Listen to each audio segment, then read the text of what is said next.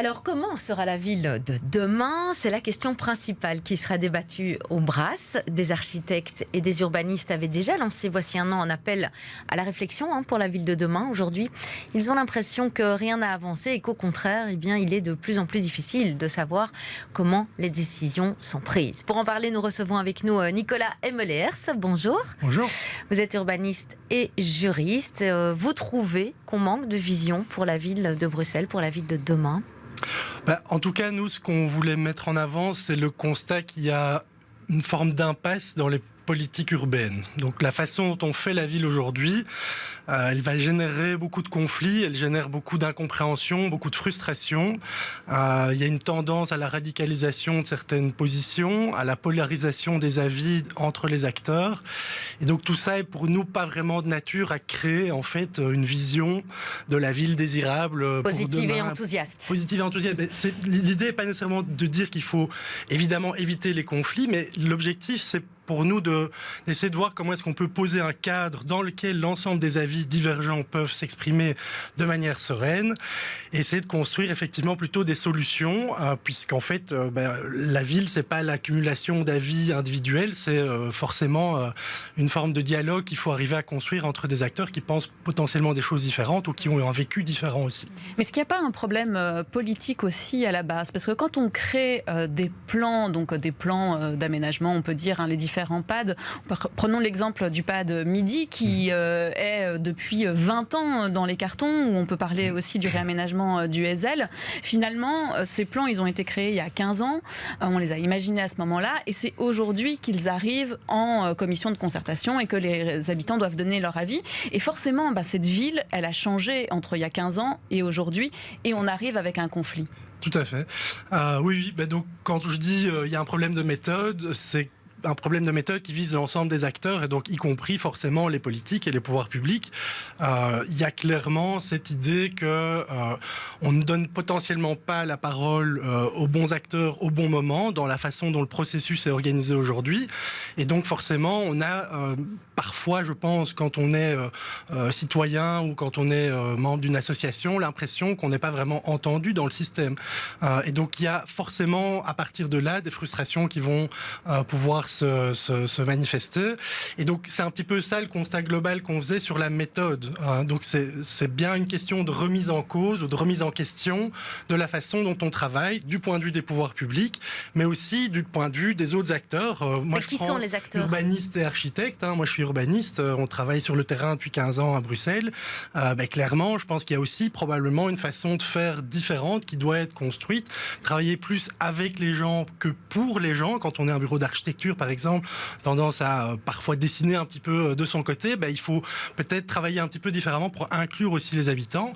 Et mais dès la conception, en fait, du bâtiment, on voit par exemple le projet Le Beau au Sablon, on en a beaucoup parlé sur BX1, ça a été après retravaillé parce que les habitants se sont opposés à ce projet. Oui. Il faut y aller dès le départ, alors du coup? Moi, c'est l'hypothèse qu'on formule, c'est qu'il faut arriver à trouver un cadre dans lequel l'ensemble des acteurs peuvent s'exprimer au bon moment. Et donc, effectivement, il y a beaucoup de discussions aujourd'hui sur le fait que les organes officiels de publicité, que sont la commission de concertation, l'enquête publique, interviennent beaucoup trop tard dans le processus, parce qu'effectivement, les projets sont généralement décidés. Et donc, il y a des enjeux à essayer de faire en sorte qu'on crée méthodologiquement des moments d'échange et de réflexion plus collective entre les différents acteurs, donc pouvoir public, architectes, urbanistes et les citoyens, pour faire en sorte que les constats soient partagés et que donc sur cette base-là, on puisse mieux comprendre les raisons pour lesquelles les projets sont développés et donc potentiellement à construire un petit peu plus d'assentiments positifs et voilà. Et Fanny en parlait un tout petit peu en disant est-ce que finalement c'est représentatif aussi de la population, parce que les commissions de concertation c'est souvent les mêmes personnes qui viennent, les mêmes associations, et on sait, à Bruxelles, il y a quand même certaines critiques par rapport à ces associations que sont Interenvironnement par exemple ou l'ARO, en disant qui représente-t-elle aujourd'hui? Alors ça, c'est le grand débat. Donc nous, on fait beaucoup de participation citoyenne avec mon bureau, mais c'est vraiment une question fondamentale. Et de nouveau, j'en reviens un peu à cette question de méthode. C'est-à-dire que si on reste dans des logiques très institutionnelles, où on a effectivement des moments d'échange qui sont organisés par les pouvoirs publics, etc., probablement que c'est utile, c'est même très certainement utile, mais ça ne suffit pas. Et ça ne suffit pas à mobiliser les bonnes personnes au bon moment dans la procédure. procédures. Et donc, c'est bien cette idée de changer la méthode de travail, à travailler beaucoup plus en amont, travailler beaucoup plus sur le terrain, travailler beaucoup plus de manière horizontale, en mobilisant la diversité des acteurs qui sont concernés, en fait, au premier chef, par des projets de développement sur le territoire, quoi. Et ça, c'est pratiquement possible? Moi, je suis convaincu que c'est possible. On l'a d'ailleurs déjà fait dans certains projets, je pense, qui peuvent être utilisés comme source de réflexion. Mais l'enjeu, c'est vraiment de se dire, on est en fait à une sorte de période charnière aujourd'hui. On sort d'une crise sanitaire, il y a une crise écologique et environnementale qui nous tombe dessus de manière très structurelle.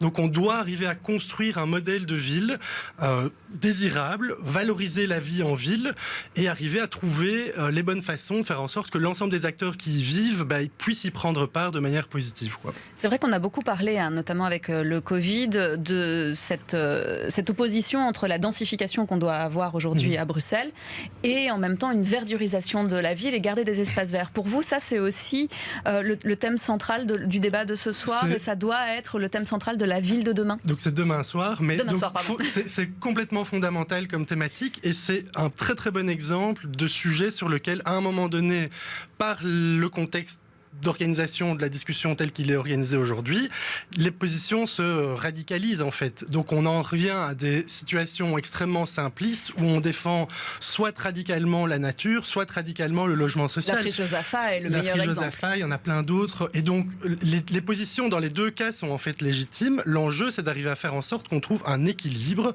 et qui permette effectivement de manière équilibrée de trouver une forme de réponse d'intérêt général dans un modèle de ville qui est souhaitable. Il y a beaucoup de recherches et de travaux d'urbanistes et d'architectes ces dernières années. Vous allez voir ailleurs, j'imagine, oui, comment voilà, ça exactement. se passe. Donc il y a des modèles c'est la Soft City d'un urbanisme qui s'appelle Jan Gehl, c'est la métropole 12 de Fingeppel, c'est l'urbanisme circulaire, donc c'est l'idée de réutiliser le territoire déjà urbanisé et partir de ça pour organiser le territoire.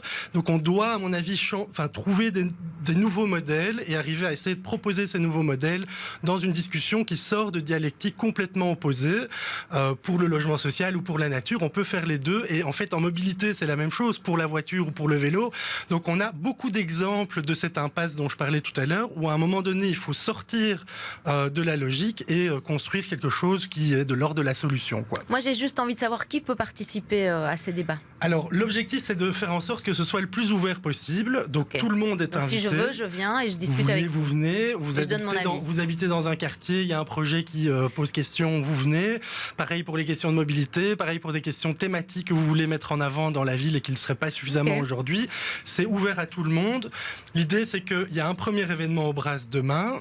Il y en aura potentiellement d'autres après si on arrive à créer effectivement une dynamique. Il y a vraiment un enjeu assez important, c'est de créer une dynamique collective. Il y a beaucoup de combats thématiques ces dernières années pour les piscines en plein air, pour la qualité de l'air, pour le vélo en ville. Il faut arriver, je pense, à construire une vision collective globale qui intègre l'ensemble de ces dynamiques-là et d'être orienté plutôt vers la solution. Merci beaucoup Nicolas Emelers. Je rappelle que vous êtes urbaniste et juriste et que vous êtes venu nous parler donc de cette ville de demain avec ces débats demain au Brass. Bel après-midi. Merci à vous.